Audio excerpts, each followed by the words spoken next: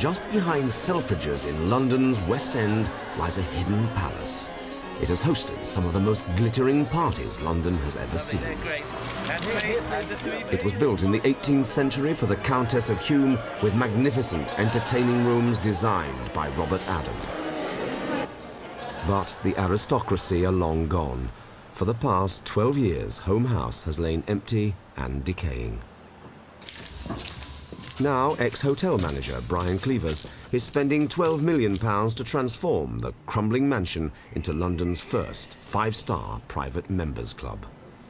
When we reveal it to the world, are the art historians going to say we've done a good job? Will the investors get a return? Will the contractor finish on time? Will we get what we need? In a few months' time, it'll all be over and we'll know either it's a great success or it'll be... It won't be. It'll be a disaster. The way everything's turning out? There's still a lot to do, of course. Richard Farleigh, Monaco tax exile and keen to be a member, is the biggest investor in the club. Originally I invested £1 million. It was supposed to be 750, but they didn't make it, so they asked for a bit more, so I said OK. And then with this new round of fundraising, I think I've just put in another £350,000, something like that. It's very good in his uniform. No, he hasn't got an open chequebook. There are people on the board who are severely keeping on top of him, and I'm balancing them a little bit by letting him having a little bit of creativity along the way. So, but I'm not going to let him go crazy. Brian has extravagant taste, getting a good impression either. Biggest investor Richard Farleigh has flown in to check on progress. Of course, we're very disappointed. Apart from delaying the revenue, it means the cost side goes up, which means we might have to go back to the banks and ask for more money.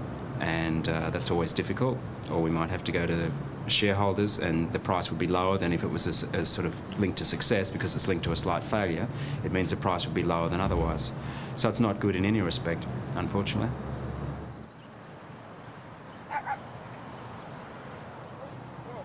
With pressures mounting, even Brian's feeling the strain. Can't despair because there's just too much to do to despair, but it is very frustrating, and I've got to admit that that the pressure is pretty tough at times.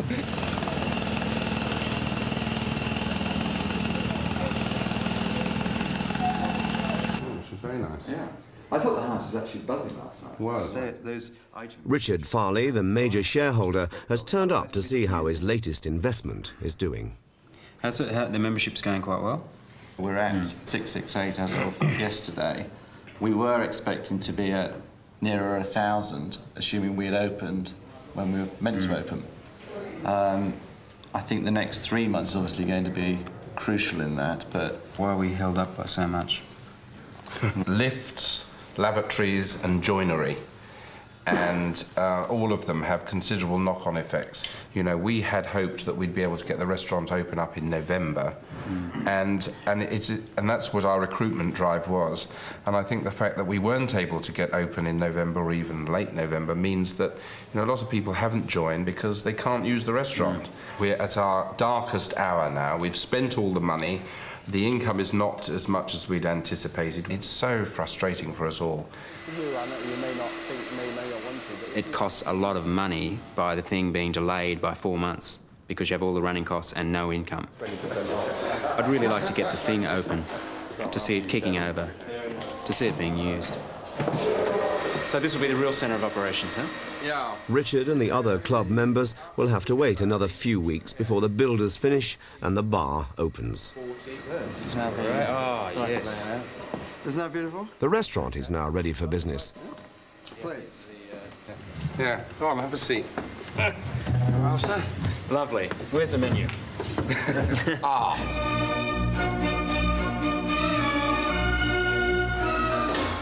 At last, the lift is working.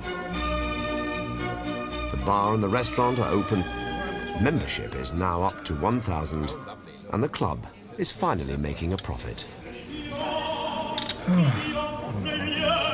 With Home House returned to its former glory, Brian can now hang up his hard hat and get back to his more usual performance, running a club.